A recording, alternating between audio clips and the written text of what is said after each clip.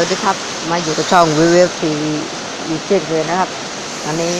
มาดูจบกันนะครับเราจะถ่ายเฉพาะกองหลังนะครับโอเคเนี่ยไปเลยแล้วการบ้านครับการบ้าน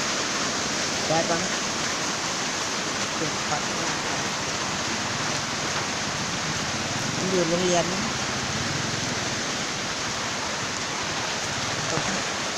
ถ่ายก่อนซื้อโอเคครับถ่ายไปเรื่อยๆจบแล้วจนน้ำไหล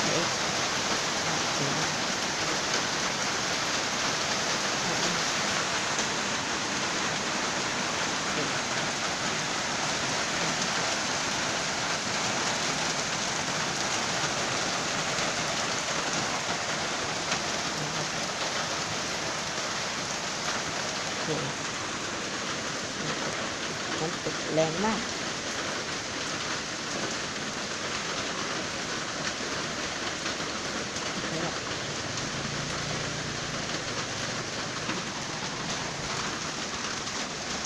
ผมขออนุญาตติดของ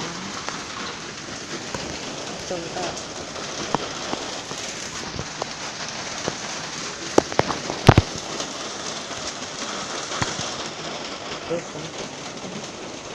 โอเคครับดูไปกันนะ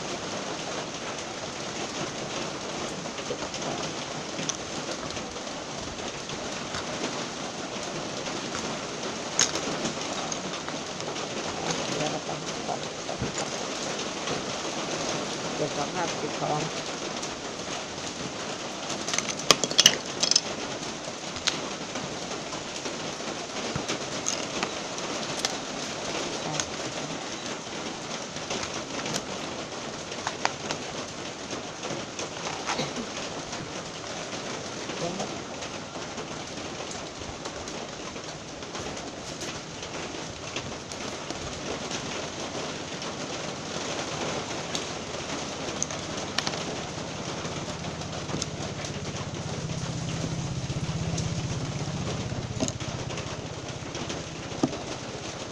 ฝนตกที่บ้านของตาครับ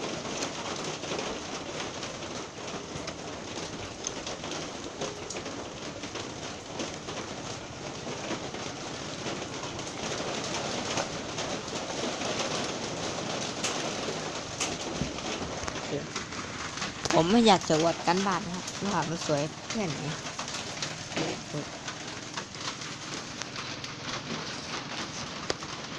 งาน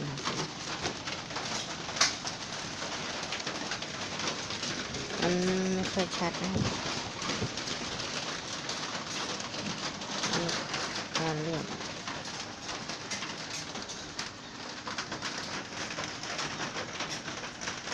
มองเห็นปะครับเลขยกกำลังครับแล้วครับ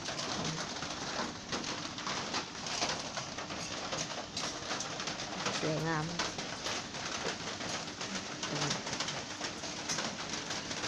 รับโลกครับมา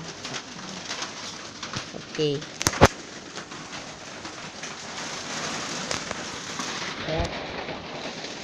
ผมขอจบคลิปเพียงเท่านี้ครับผมอย่าลืมกดติดตาม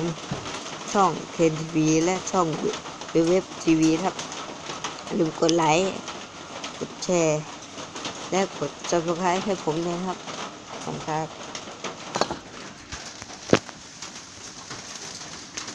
บ๊ายบาย